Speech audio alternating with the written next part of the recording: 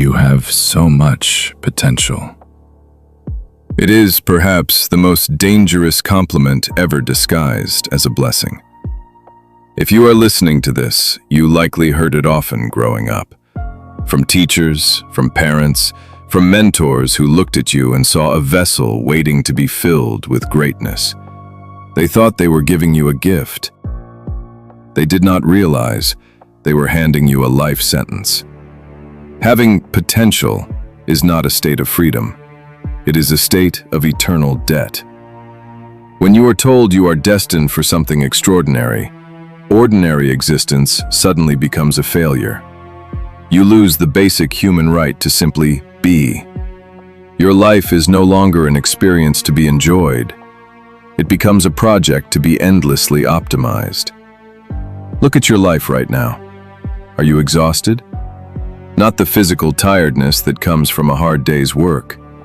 I mean a deep, rotting psychological fatigue.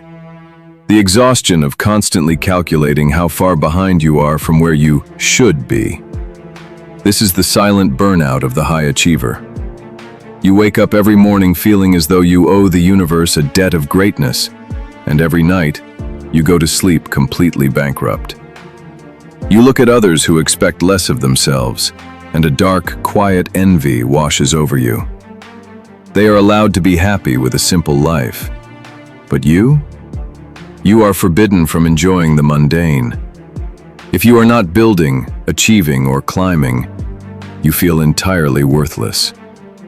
You are trapped in an invisible prison constructed entirely of expectations. And the cruelest part? The warden of this prison is you. You have internalized their voices so deeply that you no longer need anyone to push you. The whip is firmly in your own hand. Every hour spent resting feels like a crime against your own intellect. Every standard, peaceful moment feels like a humiliating defeat. You are suffocating under the crushing weight of a magnificent destiny that stubbornly refuses to arrive. But what exactly is this potential they promised you? It is a phantom, a parasite that feeds on your present moments, promising a salvation it can never actually deliver.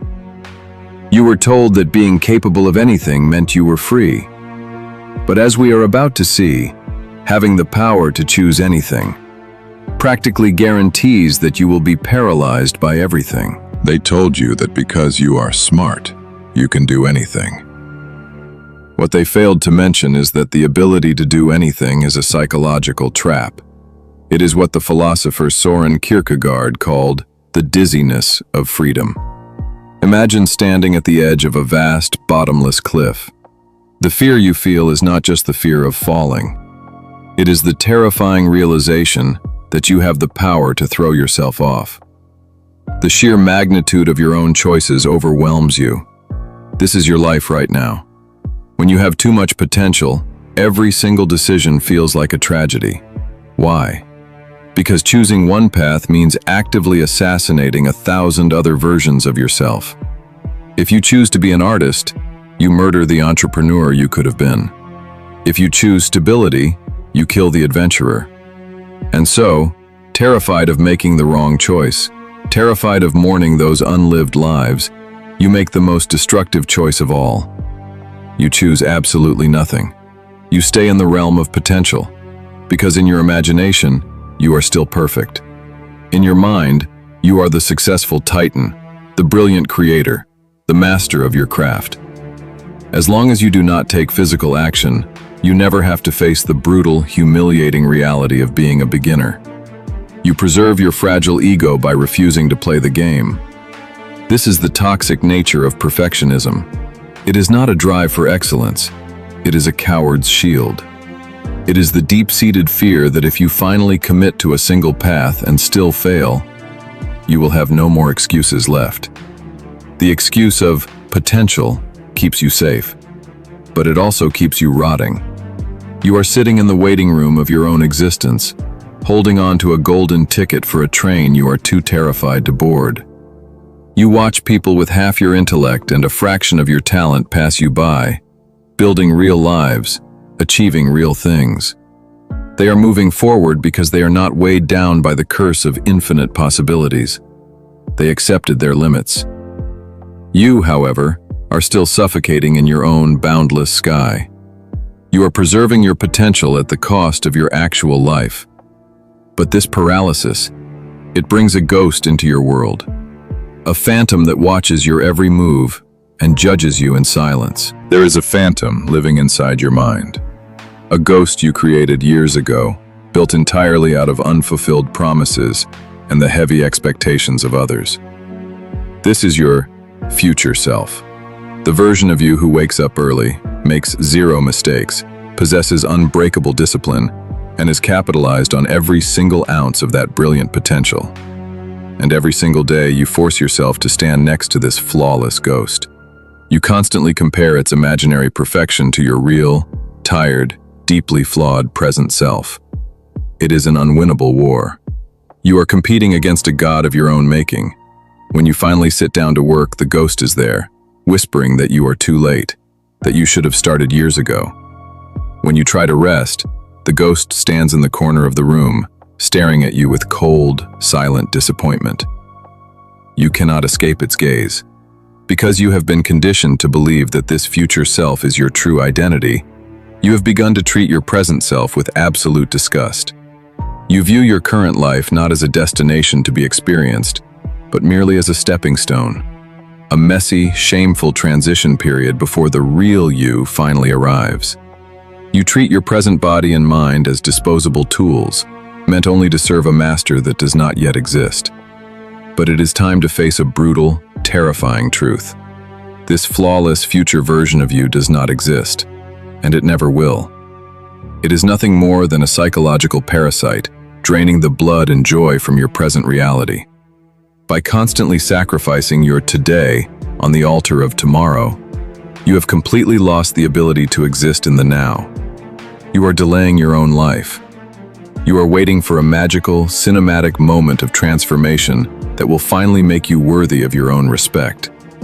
But that day is not coming on a white horse. The relentless pursuit of your potential is not building your future. It is actively destroying your present. So, how do we kill the ghost? How do we escape the invisible prison of our own ambition? To find the cure, we must look to ancient wisdom and embrace the most terrifying act of all.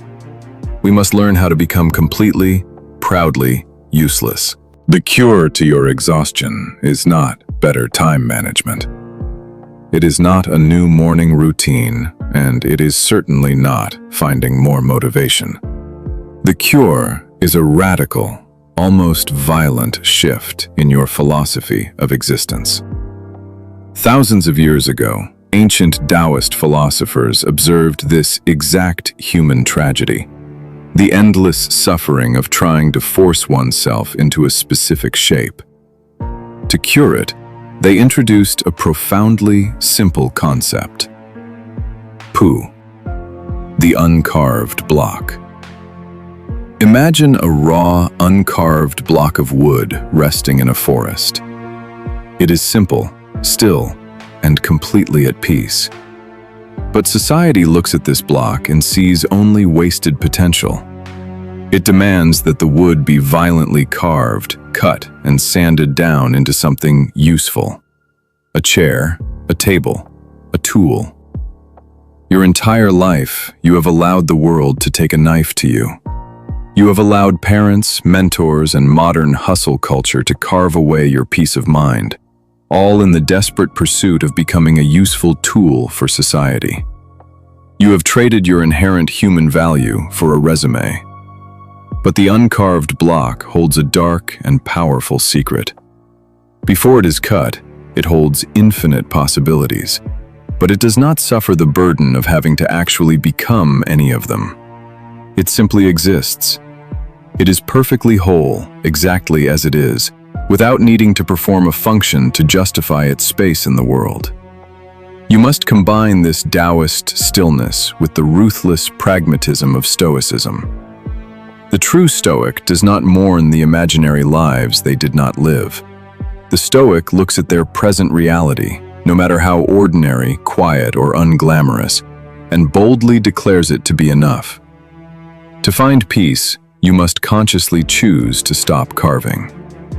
You must actively rebel against the modern brainwashing that screams at you to constantly grow, evolve, and monetize every waking second of your life. Endless growth for the sake of growth is not wisdom. It is the exact ideology of a cancer cell. What if you simply stopped trying to become something? What if you accepted, deep in your bones, that you do not owe the world a masterpiece? You do not owe the universe your potential. Stepping away from the carving knife is terrifying. It strips away the illusion of who you could be.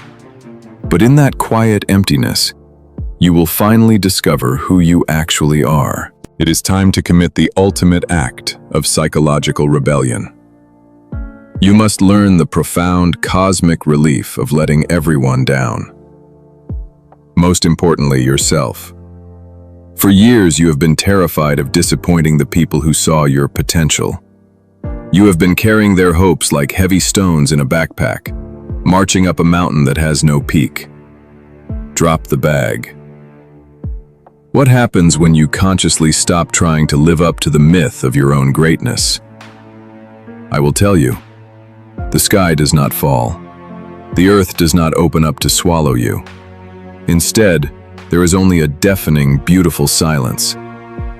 The pressure simply evaporates. True freedom only begins the exact moment you look in the mirror and accept a brutal, deeply liberating truth. You are never going to fulfill your infinite potential. You are never going to become that flawless, invincible God you constructed in your mind. Let that imaginary version of yourself die. Mourn it. Bury it in the soil of your past. Because only when that phantom is dead can the real you finally breathe. You are allowed to be completely average in a world obsessed with greatness. You are allowed to clock out of the psychological rat race. You are allowed to spend a quiet evening doing absolutely nothing without feeling a single shred of guilt. Your life is not a mathematical equation waiting to be solved. It is a brief, flickering flame in a cold, dark universe. Do not waste it trying to impress ghosts. Step off the pedestal. Walk back down into the messy, flawed, perfectly ordinary reality of being human. It is not a failure. It is the only way to actually live.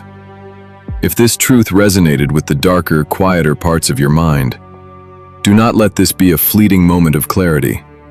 Subscribe to the channel. Join us as we continue to dismantle the illusions of the modern world, one truth at a time.